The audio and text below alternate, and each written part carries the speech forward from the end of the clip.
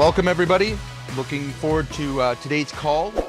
Just to give you a highlight view of what we'll be going through today. We are going to be looking at flat rate pricing.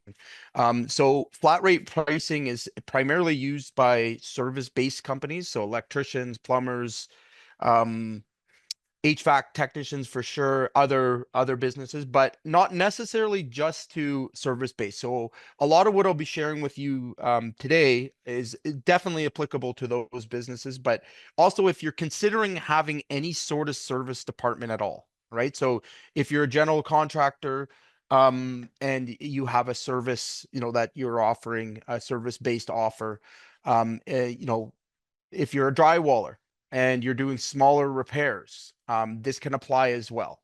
All right. So let's hop into this. I'm just going to go through the SOP as I talk today, and these will of course be available for us after. Right. So what is flat rate pricing? It's a pricing system based on task completion rather than time taken. Prices are fixed and listed in a book for easy reference by technicians.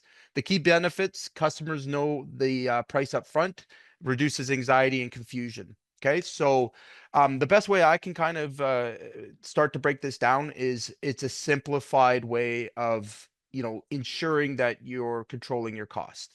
So a lot of ways that flat rate pricing is used, and what I recommend is two places. Number one, it allows the technician to be able to price things on the spot and get approvals, right? So if you're going out to somebody's home, all right, we have those preset prices, and we're using, our price book, which I'll be sharing a copy with you. But it also sets the expectations.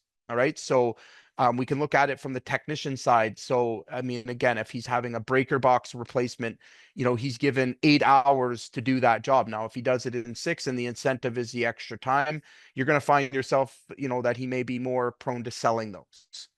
Okay. If you're able to offer an incentive. Actually, I was just talking with one of our electricians about, how we could build this into our service agreements and our new um, service plan. And, there's a very good chance that you could incentivize this, right? So actually getting your installers to, earn a flat rate as well, right? And selling some of these flat rate priced items. Okay. So, and then from the customer's experience, again, we have no surprises. A lot of times customers get anxious around, cost plus and stuff like that. And, this sort of helps to eliminate some of those concerns. Now, I will say upfront, if you are doing a call out, if it's any sort of emergency or turnaround, you still would obviously carry your minimum service charge, okay, your minimum call out. All right. But we're going to talk about how we can also flat rate some of those, some of those conditions as well. Okay. So the company benefit is more first-time customer conversions, fewer customer complaints about labor time, more professional image and better defined pricing, increasing efficiency, encouraging better technician training, supports performance-based pay for the technicians. Okay. So who here, by the way, is struggling to find really good top performing technicians? Oh, that's a trick question. I'm sure absolutely everybody is. Okay. And what we're seeing and what I'm discovering in our recruitment side is, we're seeing a big shift of companies that, maybe if there was an incentive, smaller companies, subcontractors, if there was a flat rate price, that they would be willing to come and do work for your company, right? So think about the scenario when you first started out. All right. In that situation, if there was a company that offered you, a flat rate, and helped you to kind of get your career started, or even as you were, moving along in your career, you probably would have seen that as a benefit over working for someone hourly, correct? Okay. So we want to think of, what our top performers would prefer. If they, again, if they're able to go out and essentially take on these tasks under your brand. Okay. What you're going to very quickly find is that you're able to at least bring in overflow help, and you're going to be able to attract some more higher end technicians. Now on your hourly side, um definitely with this system, anybody that is has sales skills or anything can be incentivized, but you're also going to be able to most likely retain your top staff by including the incentives with this. I know this because every company that I've studied that is, the top 3-4%, we're talking about companies with 200-300 technicians, they all have this plan in place. All right. So it's not a coincidence. They're all using it in some form or another, and there's obviously other reasons for it as well. It helps to control costs, helps to maintain margins. And really, again, once you kind of get it in place, although it's technical to start out with, it's there to essentially make sure that your company remains profitable, customers remain happy. All right. No pressure for the customer about the time spent, more focus on diagnosing and fixing problems, encourages training and efficiency improvements, and better inventory management, less time spent researching parts costs. Okay. So how flat rate works. And again, this might be something you guys all know very well, but I'll go over it anyways. Technician charges a diagnostic fee for travel and troubleshooting. Once the issue is identified, the flat rate price is presented to the customer. Okay. Customer approves, agrees to the repair price before the work begins. The technician completes the repair, collects the payment, and moves on to the next call. Okay. So, Greg, is it okay if I call you out a little bit on this? You there? Yeah, I'm here. Yeah, it's a go. Yep. Okay.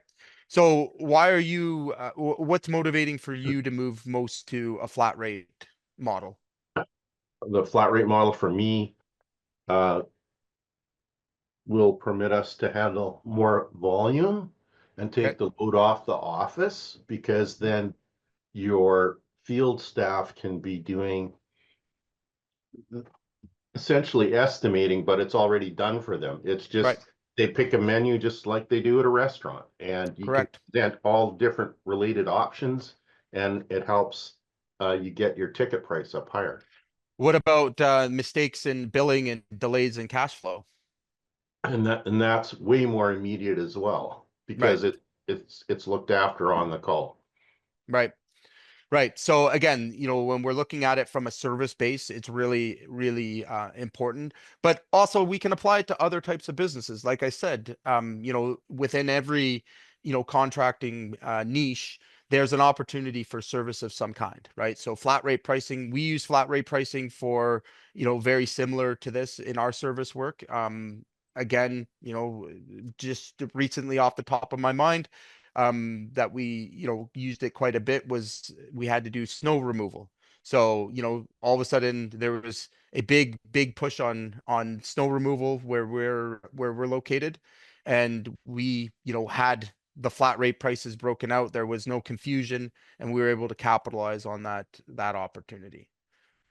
So again, the model works in a lot of different settings. So um now the pricing structure, and we're going to go through that because I think a lot of the confusion around flat rate pricing, where guys find themselves in hot water, is not being able to actually know what to charge for these things. All right, not knowing how to include an item that maybe we're frequently coming up against. So I'm going to be going through a formula that I feel that works. It works well, especially in the flat rate pricing. We'll be going through an actual, price book as well.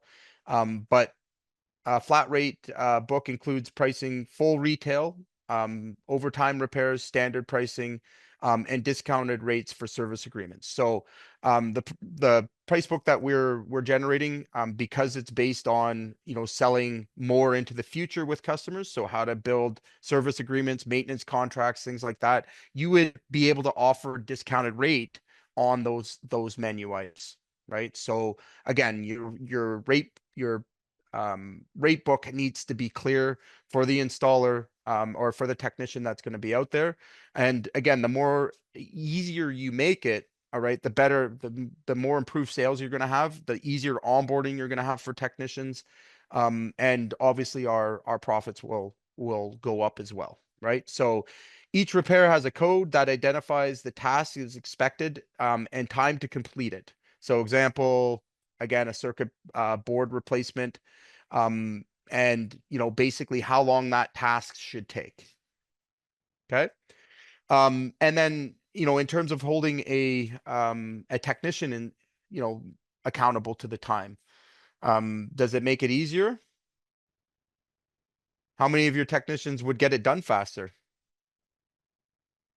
Right? If they knew they had 2 hours to do a job and they did it in one, okay, and you got more work as a result of that, I think that's a win-win, would you not say? Okay. The other thing that I feel the flat rate option allows you to do is more um, optimize your schedule, right? So again, from an efficiency, and we're going to be talking about that. It's difficult when you're doing just reactive service work, all right? But what these opportunities are and what we're trying to promote here is that every time you have a customer, right, that has an emergency or has, service work, all right, we're almost always leaving other stuff on the table. There's stuff there that, maybe they need a new panel, maybe they need, new lighting. We really have to get into the position of looking at every customer as a potential long-term value. Okay. And when we're there, especially in our first visit where we're being paid to go out there and diagnose, that's the best opportunity to have your technician follow a procedure where we're collecting data that allows us to know what they're going to need in the future. And we call this a safety audit. We can call this, a number of different things. I do it in my own company. All right. But that's the evaluation of the actual job. Now, does evaluation have to be specifically to maybe just a dead breaker? No. We're going to do a safety audit. Like we're going to dress this up. And what that is basically going to do is that even if the customer isn't open to buying that, that replacement now, all right, we've got it documented, and now we can be very strategic about our marketing. Instead of just blasting people with spam and offers, we now have almost a surgical way of following up with them, checking in on them to make sure that that service is something that's still on their mind. And this is where we're going to see, and where you become dominant in your market, is because now you have very good records of what your customers' future needs are going to be. All right. You've increased that initial ticket size when you first, first went there. You've, captured the customer's, trust in that first visit. Okay. Are they more likely now to call you back in the future? Of course. Now get them signed to an agreement, a club agreement or, a service agreement, maintenance agreements, things like that. And you've got a customer for life. So we've now taken that $50, $100 lead and we've turned it into $5, $15, $20,000 lifetime value. Okay. So for anyone that's really suffered with finding consistency in their business and finding, leads, this is how you do it. All right. It's learning how to take your customers and multiply them, because that now initial ad cost or however you're acquiring that lead has just, ROI'd for you, where you have even more budget now to go out and acquire new customers. So the big thing here is we want to look at every which option to retaining customers. Okay. Not for, just one call and done. We want to retain them long term, and we want to lock down their loyalty to us. Okay. So again, the flat billing and stuff like that, like it does create, those moments with customers where you're only going to get that one call out of them, right? Where we surprise them with, more hours than we expected. And again, here's a natural tension there that we want to remove. There's a natural inefficiency as well with your guys. And again, there's time and place for everything, but retail hourly rate, which would typically be, 4x to 5x labor cost. Parts markup varies by part cost, and we're going to talk about that in a few minutes. Smaller parts have higher markups. Sales tax inclusion, labor cost burden, retail judgment markups, service agreement discounts, All right. All of these things would be essentially built into your flat rate price book. Okay. So if we're going to be selling these things, it's super important that they're clean, they're understood, and that your technicians actually trained on how to suggest them. And again, we're working on that training here at Contractor AI. We're going to be launching it pretty soon. For both the HVAC and electrical, which will be a lot of fun in terms of launching these agreements. But again, it comes back to how our system works and how easy it is for somebody to come in and be successful within it. Right. So managing the flat rate efficiency. So monitor the technician's efficiency. This is another big bone of contention, and it's something that we're constantly talking back is, how actual efficient are you? Flat rate moves customers oversight of time spent and tracks techs internally, uses performance-based pay to reward high performers. Okay, so again, like I said earlier, I can't see a better way or a better opportunity, especially with the current labor shortage, to attract high quality help than to incorporate your incentives into a flat rate. Um, ensures accurate part costs, uses a weighted average variables for part costs, adjusts pricing necessary to maintain profitability. Okay. So every time you run one of these codes, by the way, guys, so every time you have a flat rate, as it is a cost code, we get to job cost against it. Okay. So we're job costing against that one code. Now there's variables. We all know that. Like not everything's, cut and dry. There's all types of small little variables that can change the outcome of a job. But overall, when we're looking at certain, cost codes, all right, we're going to know, and we'll also know by the technician who's best at performing that cost code. Right. So again, especially if you're good at accounting, and you've got a decent project management system. It's very rich in data. It's going to help you to maximize profit on each cost code, as well as knowing which cost codes are being utilized most often, knowing what products to order, what things to, maybe invest in inventory with.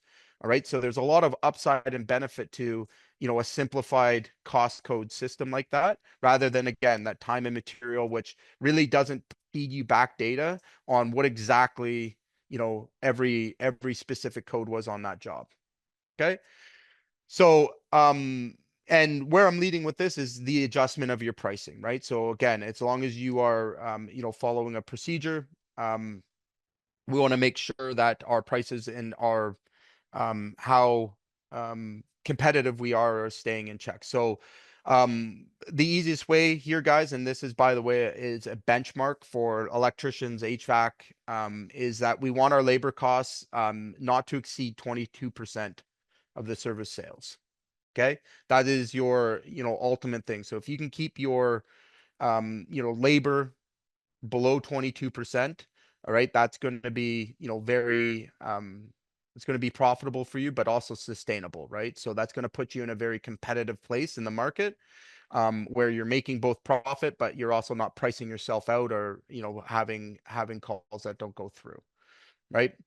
Um, is the retail hourly rate high enough? Are diagnostic fees covering travel time? Are correct repair codes being used? If parts exceed 13% of the sale, are parts costs correctly entered? Are sales tax and markup codes correct?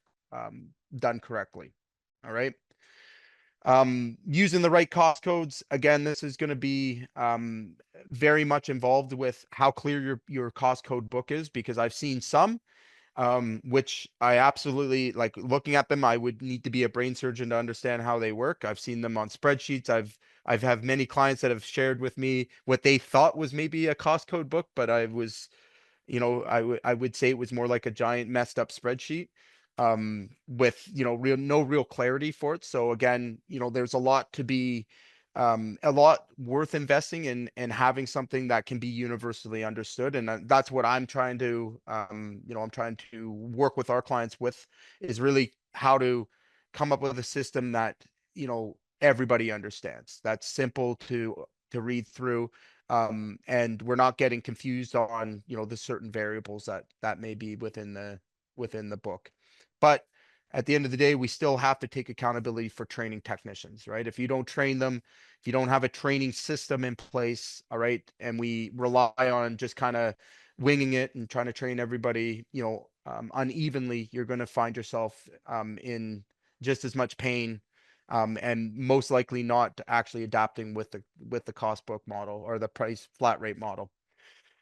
So encouraging service agreements, offer discounts on flat rate pricing. Members, service agreements create predictable revenue, increase customer retention. Service agreements also increase the value of your business dramatically and your borrowing power. Okay, so again, if this is the first time we're discussing this, one of the big things that most, I would say, majority of contractors don't understand is that the value in their business is either in their backlog, so how much work they have booked in backlog, or what they can prove in reoccurring revenue, right? So reoccurring revenue is a very, very good asset to have in your business, as long as you're managing it properly. It also, again, just like it sounds, it guarantees you revenue, but on a sales or acquisition level, especially with any sort of venture capital or anything like that, that's what they're looking for. The sign of a healthy company is their consistency in revenue and that MRR, right? You'll hear that term.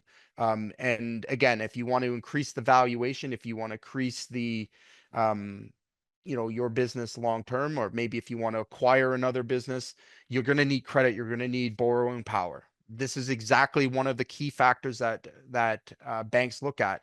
Your EBITDA. So again, are you hitting the 20% profit margin consistently? Has your revenue growing? How consistent, how stable is your revenue? All right. So again, they're going to give you an evaluation score on this, and maybe it's 3 or 4 times rev or whatever the rating is.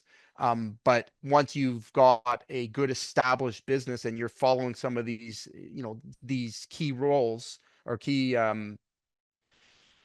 procedures, you're going to find that you're going to be far more attractive, and even banks will start approaching you, right? Offering you finance money to maybe acquire another business, right? Which would also fall in under your umbrella. And the cool thing is, if your business is profitable, and it's it checks these boxes, when you purchase another business, all right, it now gets that same evaluation, which most people don't understand, right? So again, you could acquire a company that's actually losing money for nothing, and this happens all the time.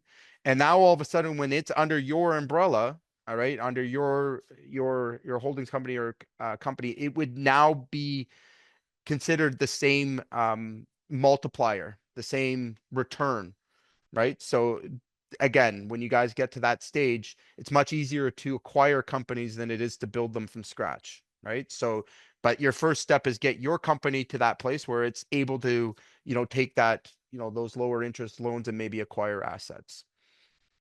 Okay. I'm going to stop for a quick second. Anybody have any questions so far on flat rate? Anything that you want me to dive in a little bit deeper before we get into the technical stuff?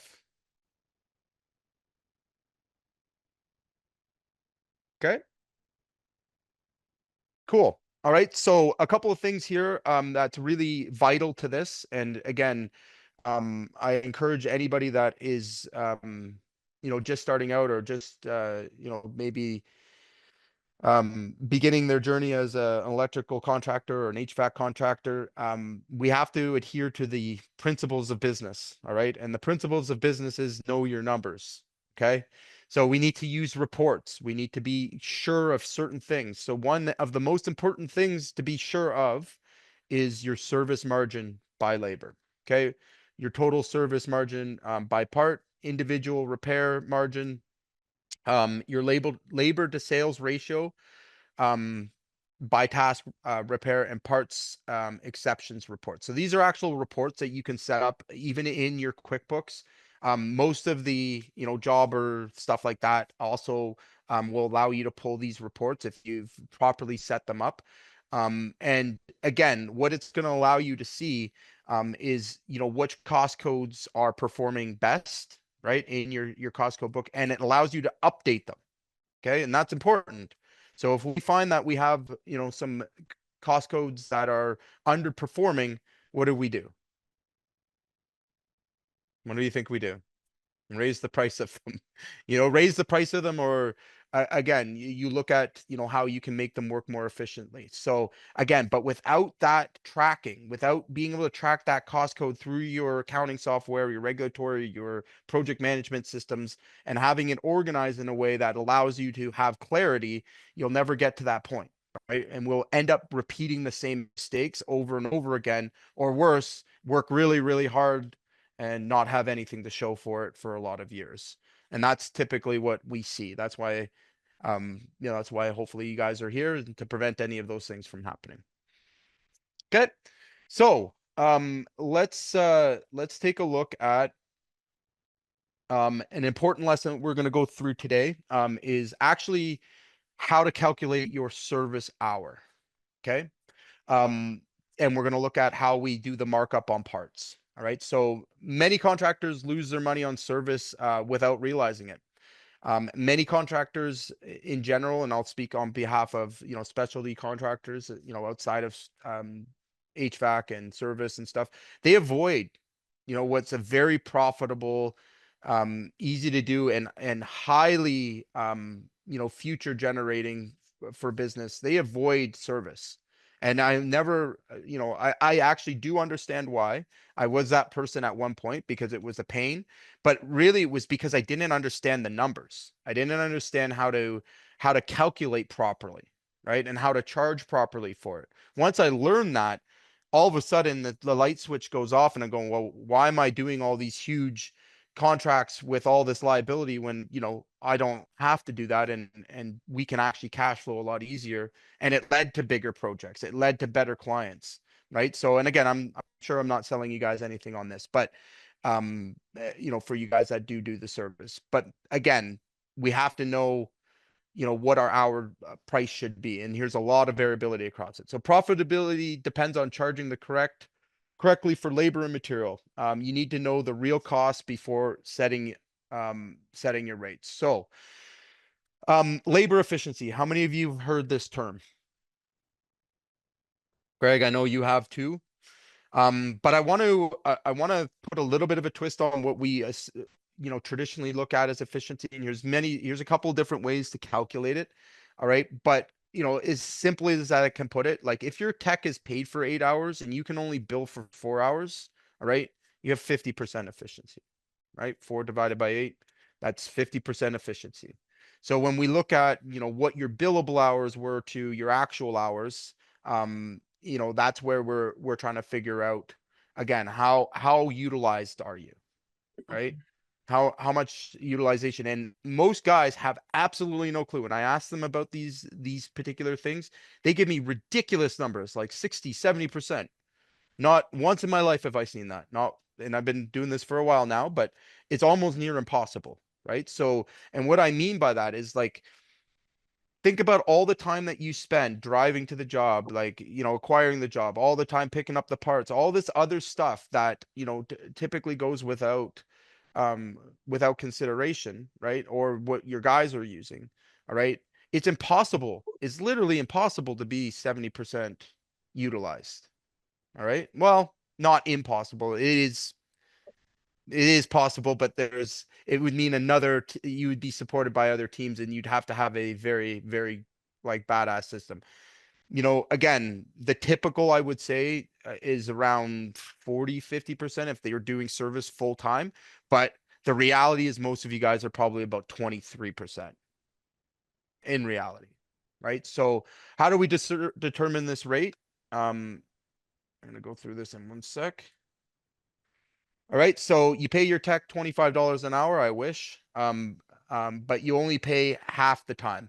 The formula for the tech hourly wage is the efficiency rate equals the effective wage cost. So, for example, we've got $25 divided by the 0.50, which is your efficiency, which equals $50 an hour. So that's your actual cost, right? Now, just to be clear here, you also have your labor burdens and everything else on that hour. Okay, so we got to be clear about that. Your labor burden is separate from this. Okay. So if you guys are using the labor burden calculators, you know that $25 is already probably like $40, $45 with labor burden. Okay. But now we're going to add that efficiency. And my suggestion is at every tech that you have, every lead tech that you're having, you're tracking their efficiency rate individually. Okay. A mistake that you can make is trying to pool everybody's together. And what it's going to do is it's going to distort your numbers, number one. Number two is you're not going to know who is essentially doing their job the best or the most efficient. And the other thing it'll uncover, and we've discovered this, is some guys are just better at doing certain types of work, right? And if you don't have that, that ability to see it and identify it, and you don't have some sort of procedure for optimizing from the administrative side, right? So dispatching, things like that, you're basically playing a guessing game, right? So again, we look at size of ticket that a technician may go out and complete, what their average ticket price is. But more important to that, and I think what needs to be looked at very regular, weekly, if you could, is how efficient was that technician, right? How efficient was he? How many billable hours was he able to get in? And make that a number that the technician is involved in. Okay. Again, we get back to incentive and having them understand your numbers. At this point in time, guys, we shouldn't be hiding any of these things and anything related to performance from a technician. All right. They are essentially your sales team. All right. And if you're not sharing information with them, it's just like anything else. If you're going out and playing at a professional level anywhere, all right, professional hockey, professional baseball, like all of these things are how these guys get to those levels, right? On top of the skill, but they're being trained, they're being tracked, they're being shown. And if you look at amateurs, they don't track anything, right? They track the score of the game. So again, these are really important if you want to really capture this and take your business to the next level. So to be profitable, labor should be 22% of the total charge. Okay, so the formula effective wage cost is basically divided by 22, right? Which equals your street labor rate. Okay, so by this example, if it's 50 divided by the 0.22, which equals $227 an hour. Who is charging $227 an hour right now? Please, someone put their hand up for me. Nobody? Greg?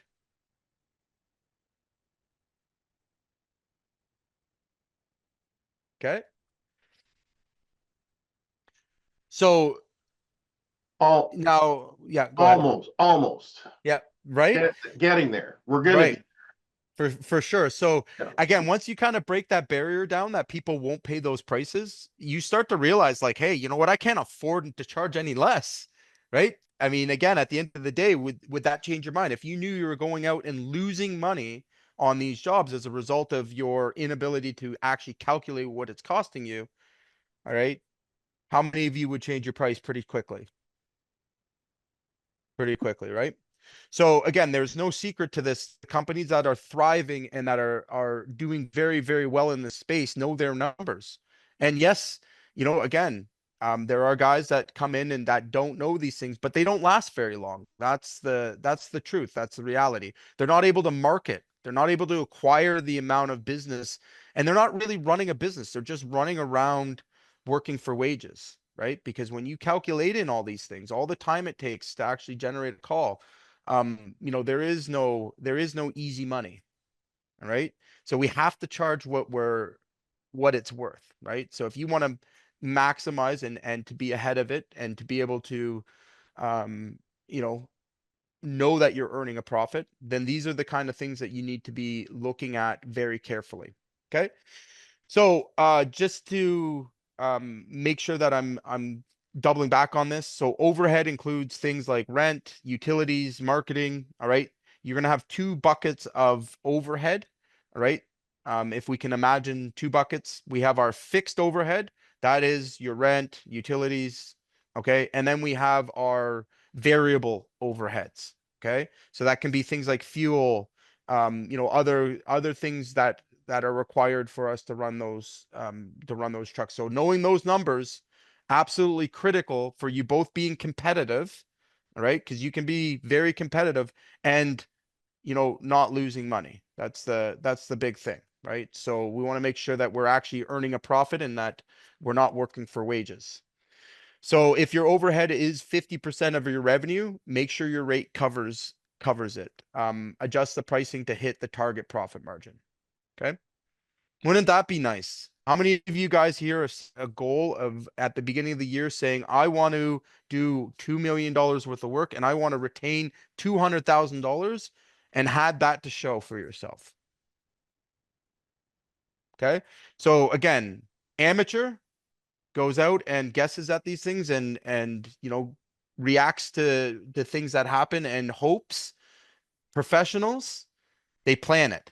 Okay. They calculate it and it starts at this level, right? They know their numbers. They're saying no more than they're saying yes. They're properly putting themselves in line with people that are willing to pay these prices and are happy to pay it, right? So, and a professional gets paid. Let's not forget this, right? If you are truly good at what you do and you're a true technician and or you have, good technicians that work for you, you deserve to be paid, right? We are not in a there is no scarcity with this kind of stuff. People will always, and for the foreseeable future with our labor shortage, you will always be in high demand. Okay, this is going to continue to rise. So don't go into it imagining yourself as starving or in scarcity. We are in abundance, especially in some of these HVAC. Like nobody's going without HVAC. No one's going without electrical. No one's going without a lot of the essential services you're providing. All right. And, at the end of the day, these numbers might shock some of you, but to me, they're averages they come. Okay. Those are normal walk-in day rates. Okay. And they should be for everybody else. Okay. So now let's get into how we price our parts correctly. Okay. So this is always a interesting discussion. So when we're thinking about our markups on our parts, okay, even the small things, we have to really adjust our markup comparable to the actual part. Um, so if we have a $5 part, a $2 part, should we be only just marking it up like we would mark up the $1,000 part, $2,000 part? No, right? And vice versa. If you've bought $1,000 worth of parts, all right, is it necessarily fair to the customer that you put this monster markup on it? Would that affect your competitiveness? Right? In some cases, yes. Right. So what you can do, and again, this is an option. I'm going to give you a couple of them, right? Is you want to tier your markup. Okay. And the same thing goes with other contracts. This isn't specifically to HVAC and electrical. I mean, for a general contractor that's doing a smaller, lower level repair. All right. It's going in and providing a service that's maybe labor heavy. Okay. Same rules apply. Maybe you're going to go in and do painting. All right. And this is where I see it all the time as well. But you're gonna paint a landing. You're gonna, remove some shrubs or whatever. It may be a very minimal amount of material, but you need to mark that material up accordingly, right? So the best way to do it is to have it in a tier. Okay. And basically your markup is going to go up based on that tier. Now, I don't know, think I need to kind of explain this, but if you're 0 to 499, you're almost at a 600% markup when you get said and done, right? That part's now become 1499, right? 299 is now 1450. Okay. So think about it as again, a scalable model, because if you're running around just adding a 30% on like you were 1,000 or, $1,000 part, well, that doesn't really work out, does it? Okay. So this is a very simple kind of easy way to get your parts organized. And especially when you're doing a flat rate price book. Okay. Parts inside of that are, again, some of them are going to be small. They're going to be connectors or whatever you have in there. You got to make sure that they're marked up appropriately and that if you have a new cost item or a new cost code, all right, that we're applying all of these rules uniformly to that cost book so that we know how we came up with that price. Does that make sense? Everybody understand that? Okay. All right. Any questions so far? Because I mean, I tried to make this really, really simple for everybody to understand. I'm going to share all this with you guys as well. But, I think a lot of times we get overwhelmed with it being complex. I'm trying to make it as simple as I can. Any questions? Yeah, I have a question. I think for us is Sure. just, is there any recommendations for services that will work for a company like us other than like a handyman? 100. Yeah. I mean, again, so Lila, I'll tell you, one of the most profitable services you can offer is handyman, and it gets you in the door to get the other services, right? Yeah. Servicing your own customers. So like going back to them and, again, maybe they have a broken faucet, like those are customers you've already paid to acquire, right? Right. So if you're going back with the right pricing model and Right. you can charge accordingly, all right, you're building that lifetime value. You're getting referrals. So like it leads to bigger jobs is what I'm trying to say. Okay. So So it's almost just like another leg of your marketing at the end of the day. totally. Well, it's a profitable one. So like, I Yeah. used to look at it this way and I would avoid service. All right. Yeah. And I'd only want to go after a certain type of job. What I ended up having to, come to grips with was the cost of marketing to just those jobs is highly competitive, first and foremost, right? And when you don't have the ability to have a repeat, like a consistent, like people get a roof once, right? Yeah. So for me to, be able to get back in front of them, I was doing a lot of shotgun marketing, right? So just throwing offers at them, throwing things at them. And what we ended up finding is, ultimately, if we started with our service, so I'll give you the example of a commercial building, okay? um, we discovered when we started implementing the right pricing model. So when we used our flat rates and we were getting our rates, we started making more money on the service than we were on the whole replacements. And the best example I have is that, we will service a commercial building for 5, 6, 7 years. The owner absolutely loves it. So we're trusted. And when that replacement comes up, obviously we're the ones that get it unbidded. All right. But we actually made more money and more profit doing the service part of it. Right. So it's like, it's kind of like we, again, that when we do get the full replacement, it's good. Right. Yeah. But, the service is what actually made us our profit. And in my business, in a roofing company, for example, it's, you won't hear it said too much, but that's the profit center of our business. Like that's Yeah. where So I guess this could be cool because now that we're working with you guys, because I did it a while ago, but again, I had no real marketing behind it. But it Mhm. was like toilet swap outs and kitchen Yeah. faucet swap outs. Mhm. I did like I was trying to promote them at home shows, but they didn't really go anywhere. But I remember my rep who had literally owned the same type of business as me in Burlington. She's like, oh, we did amazing with those, right? Oh, because again, you one truck. So like if Yeah. you reverse this math, okay, and you were to take it, like assume it, like use the benchmarks of a typical electrician. Okay. Now, handyman service, is it in demand? Oh yeah. Oh yeah. You like Yeah. it's just crazy. Like it's so underserved, it's nuts, Yeah. right? But most guys won't touch it. Why? Because they don't know how to It's charge for it. annoying. Right? Yeah. It's annoying. They don't know how to charge Yeah. for it. Yeah. Okay.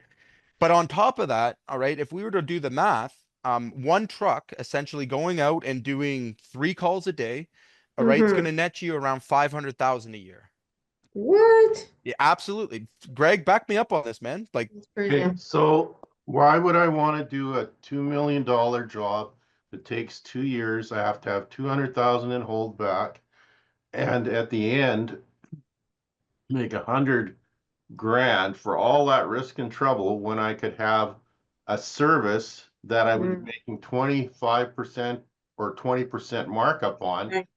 on on a much smaller amount, like, and that's only one Mhm. truck and one person, not having right, a crew of 20. right. Liability is lower, but it's Yeah, cash flow too. I mean, again, right away, uh, money. yeah, Lila, every truck that goes out for us is, it's netting us 1,000, 1,500 bucks a day in profit. And Oh, not only that, but it's carrying our overheads, yeah. right? Yeah. No, Like that, a yeah, that's interesting. No, So, yeah. and and the other side to this, and where I want to, where the, the generals and the guys doing, remodeling and stuff, they want to kind of switch that thought process is how, again, if you could provide the top-notch service to your customers at all times, all right, is that going Mm-hmm. to help to get bills collected? Is that going to help to keep subs in place? Like, there's a Yeah. lot of other benefits to it as well, right? Yeah, yeah, yeah. So, Yeah, and the yeah. truth of it is like getting somebody doing these kind of things, getting a vehicle, even if you get it 30-40% efficient, as long as Mm-hmm. you know those numbers, like the calculation I'm sharing with you, you're charging the proper Mm-hmm. rate. Mm-hmm. It's a lay down situation, right? I'm almost wondering because like us, it would be handyman. I'm already thinking like we could have Hmm. one of our guys that he has a big truck. Like does he Hmm. literally just has a little drywall, has a little framing material, has a little bit of everything. Hmm. Um yeah, it's just gotta figure out how to charge that time and materials thing with them, right? Right. Well, and again, when you go back to like a lot of the things can be flat rated, right? So, Mm-hmm. you can develop this fairly easy, and what Okay. you'll find with handyman services is fairly common, right? Even if it is something that's off, your hourly rate still stands, right? Like what it costs Yeah. you per hour doesn't change. And that's where guys get it so wrong that they don't want to touch it, right? It doesn't make Right. sense. But Hmm. again, the average, I work with a few handyman, and like again, there's the low end, the guys are running out basically working for wages that they're so busy that they they don't have time for anything. And then Yeah. there's this whole group of people that are, again, they're competing head to head with electricians and HVAC guys day in day out, right, Yeah. without the Do you licensing and stuff. do you have an example of like what that hourly rate is usually It's $220 an hour. in GTA? Absolutely, 100%. I can pull two contractors that I know for sure that's like their starting rates. But again, they're using a flat book, pricing Yeah. model, right? Yeah. So And they're then going if in and they, doing specific things. yeah. And if they are Here needing parts and materials, it's over that. Yeah, well, exactly. So, but it's really the fear that most of you guys have is how do you calculate it and like Yeah. the variables on every job. The reality is it's actually easier than you think. Like again, once you've Mm-hmm. locked in that rate, you know what your overhead is, you know what you have to make that truck, efficient. And now we're not focusing on, just one job and the variables that come with it. We're looking at it as the bigger picture, right? And Yeah. again, when you do start to make those offers, watch out because like it's, there is an endless requirement for it. So is it like the client gives you a general scope of what it is? I'd be like, yeah, that's like 3 hours, and then I send my guy out. Like that's as simple So as it is. it can be that, but like where we see, and especially with like the franchised handyman services, like they're essentially going in and diagnosing Mm-hmm. just like the electricians, and they have a flat rate price book that will say, hey, you know what, we'll replace the curtain rods, we'll replace, or we'll do Yeah. paint this room or whatever, right? And that's all coming from the same price models. And in So they're your, pricing on the spot. yeah, they're using Yeah. flat rate price books, right? Yeah. Yeah. Yeah. So So yeah, the tech is pricing on the spot. Yeah. 100%. Okay. They're getting Okay. paid to do it though too, right? They're getting paid for that initial visit to do the estimates. So again, that's a Oh, big part. That's the big shift. You should never be moving your tires if you're not getting paid. Like Like, that, so that yeah, those days of free estimates are over. Like nobody here should be doing it. I don't do it. Nobody else should be doing it. yeah. So your tech goes out, does an assessment. Mhm. We charge the client for the assessment. Okay. So the way you would do it, Lila, is just like the electrician. So like they would do a safety audit, but that's really just like that's Yeah. collecting information now, like Yeah. what they need now, what they need in the future, and having that conversation with them, matching up your flat rate prices and building out basically a proposal that they're they're going to be able to go through, and the customer is going to feel a lot better than just time and material. Okay. So it's like a quality audit. How would I call it? Exactly. Exactly. Yeah. Say, and you can apply it to so many different, like there's just so many, combinations of it that you can get Yeah. into. But Okay. ultimately, at the end of the day, it is like anyone that tells you that it's not profitable is out of their tree. Well, no, because I'm trying to figure out what we do with an existing guy, and I'm like, this could be an interesting thing. Like, what if we even started him trying to book him 2 full days a week, and let's see like Mhm. what that looks like.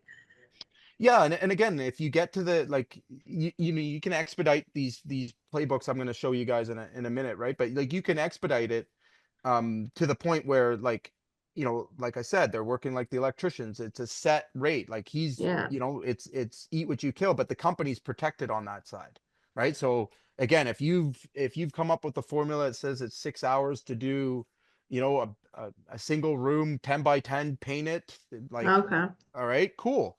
So if he Yeah. does it in 4, everybody's happy, right? There's the Yeah. incentive.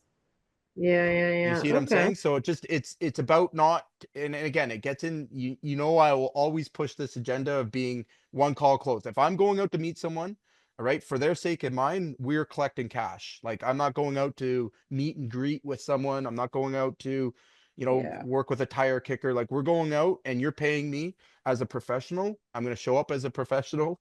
All right. You're going Yeah. to get the service of a professional and you're going to pay what a professional deserves to be paid. Right. Okay. Interesting. Yep. Good information for sure. Okay. So even when you're calculating the cost, by the way, guys, this is something else. If you have reservice, so for us, we have a lot of subcontractors. Okay. How do you think we keep their asses in line? They don't want my service guys going out there because they ain't cheap. $220 an hour is not cheap, right? But that's what it's going to cost them if I have to go back and fix something of theirs. Right? If I have to go back and deal with anything that they have not dealt with. So, and again, you can use it, and I'm trying to give you guys ideas of how you build the service element to your business if you don't have one. If you are all service, again, you know, make sure that we have all these nuts and bolts in place and that, you know, we're moving to the cost price book model, making it easy to sell more. Okay? Any questions? I do, but we can move on if you want to continue with the Yeah, no, presentation. I have a question. This is what I'm here Yeah. for. Three quick ones. Your Yeah. opinion of this with residential versus commercial work, the appropriateness of using flat rate for Oh, commercial work. even both of them are universally like, yeah, absolutely.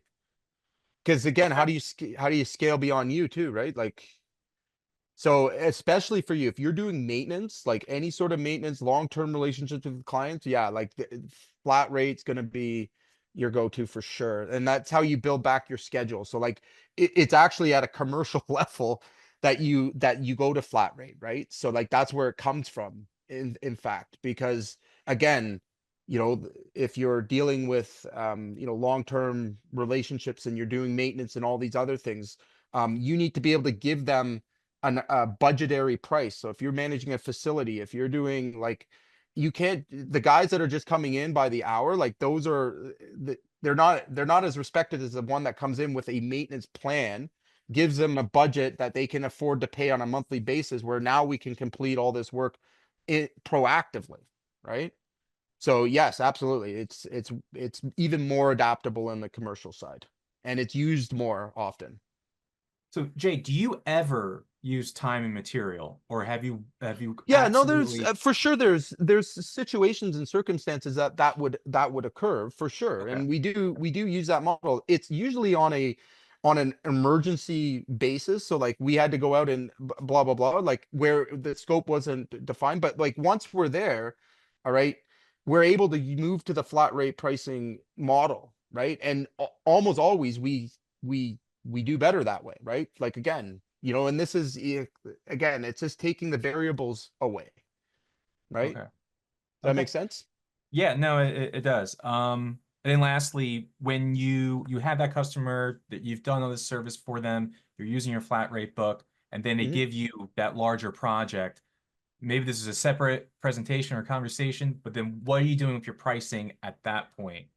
Yeah, Um, so again, what you would still keep your hourly, like you would still try to keep your hourly like rates up to that, but your flat rate pricing, if you've done it well, will go through that whole thing. The only thing that will be improved now is your efficiency, right? So now you can offer a slightly different variable and the efficiency has gone up, right? So it's not one call, it's going to be 3 days, 4 days, So like you can adjust your rates accordingly. And what I recommend and what I'm trying to promote here is that emergency services is dealt with at the highest rates. Okay. That's where you have the most chance to lose. Okay. Now, if you have a long-term customer, get them into a maintenance agreement, like be proactive and plan this work out ahead of time. So you're backfilling your schedule and you're bringing that efficiency rate up. Now you can drop and you're still making the same money. Do you understand what I'm saying? So Yeah. these are conversations and a way to sell more actively to your customer and a way to retain your customer longer, right? Because you're coming through the door with a, again, your proposal, your price, saying, hey, you know what, I'm going to manage your building. These are the things that are, red, yellow, green, right? This is what we need to replace. Here's the price that we can, offer you. And what do you think that impression is versus, I think it'll take 8 hours. Maybe it'll take 10 hours. Like there's always that concern of like this taking too long. Mhm. Right. Mhm. So, Yeah. and again, it gets your customer out of reacting to things and it gets them into proactive. And proactive, my friend, is far more profitable than reactive. Yeah. Right. So Okay. again, now we can plan our schedules. We have consistency in our overall thing, and your customers will be customers for life. Like that's if you've taken care of them, you've maintained them, and like again, you're ahead of that. They're gonna have, like, with us, we have brand new roofs we've installed. We get, $15,000 a year to maintain them because we maintain the old one, right? Like it's the same thing, right? But I wouldn't have gotten 15,000 time and material, no fucking way, Yeah. right?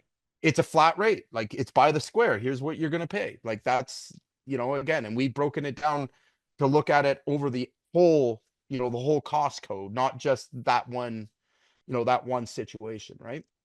Yeah. No, I love that. Makes a lot of sense. One last quick question. Yep. Do your customers know what your hourly rate is? Totally. So again, and that's the rate that we Greg was negotiate shaking off his of. head though. I thought I saw Yeah. Greg shaking his head.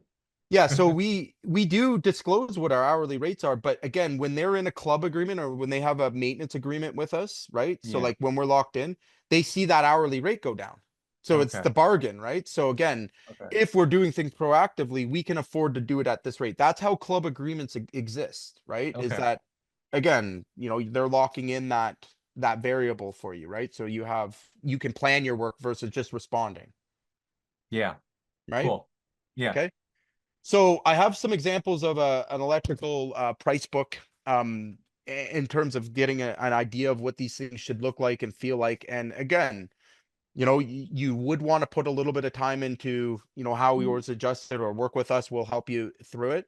But the biggest thing that I'm seeing the roadblocks on is getting technicians to actually sell. Like all of you guys would buy in on this. This is great. I love this. But now when we take it down to the technicians level, we got to answer that WIIFM question. What's in it for me? Right? How do we make it easy that anybody can offer it? Right? And this is where we get into, again, what they see, how they're seeing it, how simple it is, how easy it is for them to read through and understand. So again, I'm using this as the example. All right. But, pretty straightforward, right? So like, even if you're not an electrician, and that's how I was able to kind of say what was good and what was bad. I've looked at ones that I have no fucking idea, just looks like gibberish to me in a spreadsheet. And then I'm looking at ones like this that are exponent, like they explain things, right? And again, if you guys have had a system set up with us, I'm big on pictures, big on explanations. And these cost codes are going to go equally back and forth, right? So the technician understands, but it's written in a way that the customer understands too, right? So when they see that cost code, they see that invoice and they've got the thing, like there's an explanation there, right? More importantly, though, does anybody see the hourly rates in here? Anybody see the material? No, right? So again, this is far better from an invoicing perspective, from a cash flow perspective to be operating from, and again, for everyone to have clarity and certainty of what exactly it is that we're doing here, right? What needs to be done in the future. So, and again, you can package these in multiple different ways. Like this isn't the, the only be all set all, but the way we're setting these up is that we can upload these into all of the project management systems, whether you're using Service Fusion, Jobber, all of them. We're going to, we're working towards having them all be capable to upload them. So yeah, it's like it's your base point, right? It's where your business starts. So just to give you guys some visual idea of this. Anybody here using a cost book out of curiosity? For flat rate? No? Not yet? Just about ready. We're almost there, right, Greg? Almost there. He's actually the reason I got stuck down this rabbit hole, to be honest with you. I never thought I would know so much about electrical work. I never thought I'd get into the bolts of it as much as I have. But again, the other side of this too, guys, is, you know, understanding that when you have things in your cost book, that could be related to special offers, right? Maybe you've got a smoking hot deal on, you know, certain receptacles or certain lighting packages, certain things. I mean, again, when you're building a proposal to a customer, not everything has to be what you need right now. It can be presented as an option in the future. Okay. And I'll tell you right now, when you give clients options and you talk about solutions that are in that good, better, best model, or however you want to present that, all right, and you make it easy for them to, you know, menu price or menu shop, okay, your ticket price will go up. I promise. There's no guessing about it, right? So again, the more organized you can get these things built out for yourself, easier that you know, can get them communicated, the more scalable your business becomes if you're in the service side of things, all right? And the higher your ticket price is going to go. So there's not a lot of downside to establishing one of these, other than it can be time consuming if you're doing it yourself. Okay.